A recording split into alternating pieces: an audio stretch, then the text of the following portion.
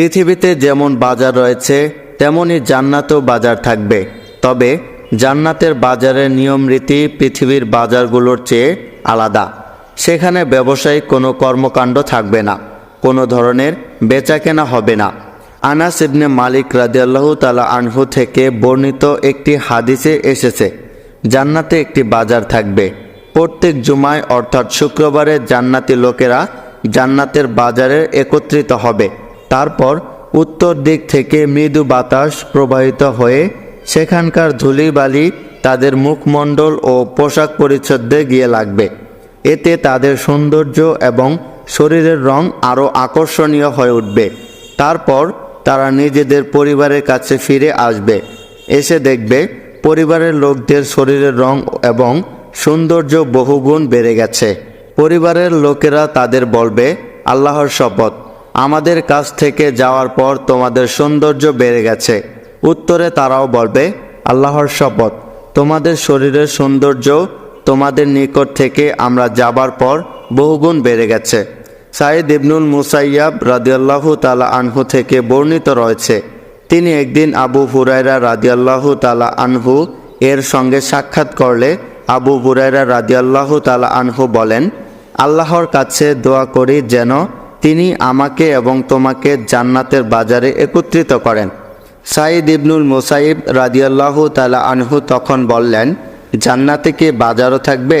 তিনি বললেন, হ্যাঁ, রাসূলুল্লাহ সাল্লাল্লাহু আলাইহি ওয়াসাল্লাম আমাকে জানিয়েছেন যে জান্নাতীরা জান্নাতে প্রবেশ করার পর নিজ নিজ আমলের অনুসারে যথাযোগ্য বাসস্থান গ্রহণ করবে।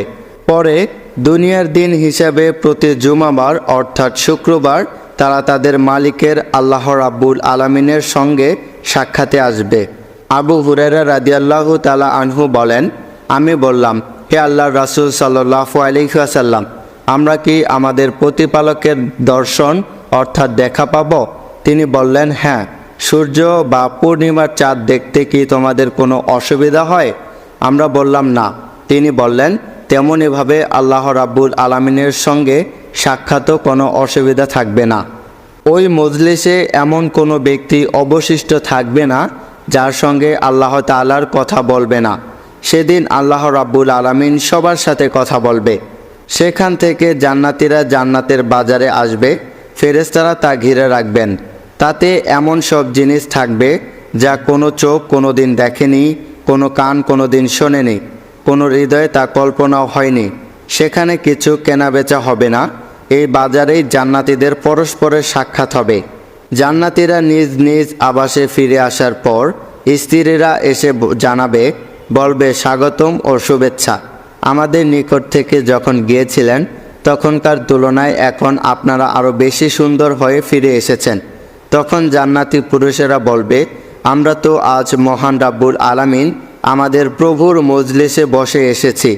হে মহান রাব্বুল আলামিন, আপনার কাছে আমাদের একটাই চাওয়া, আপনার এই গুনাহগার বান্দাদেরকে মাফ করে দিয়ে জান্নাতের এক কোণায় ঠাঁই দিয়েন এবং যখন জান্নাতীরা আপনাকে দেখবে তখন তাদের সাথে আমাদেরকেও একটু দেখার তৌফিক দান করিয়েন। আমিন।